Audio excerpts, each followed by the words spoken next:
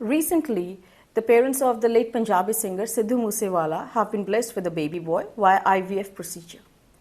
The central government has asked the Punjab state government to submit a report in this regard under Assisted Reproductive Technology Regulation Act of 2021. अब ये act क्या कहता है? इस act के according अगर IVF कराने के लिए कोई कपल किसी क्लिनिक को अप्रोच करता है, then the age of that couple में the women should be 21 to 50 years old and the man should be 21 to 55 years of age.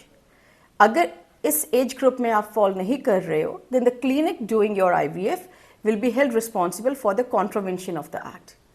अब इस प्रेजेंट केस में I don't believe Sidhu Moosewala के पेरेंट्स के ऊपर कोई एक्शन होगा फॉर दीज रीजंस.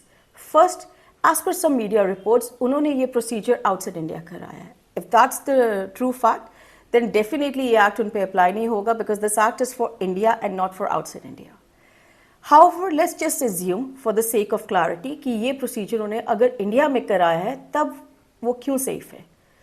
इस एक्ट के हिसाब से the punishment will fall on the clinics or the hospitals doing IVF and surrogacy in contravention to the act.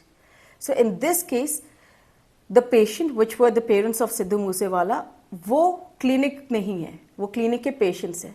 तो अगर पनिशमेंट होगी तो क्लिनिक पे होगी, पेशेंट्स पे नहीं होगी. सो द एक्ट प्रिस्क्राइब्स कि अगर पहली बार कुछ भी रूल इस एक्ट का कॉन्ट्रावीन होता है, वायलेट होता है, then the punishment will be 5 lakhs of fine extendable to 10 lakhs.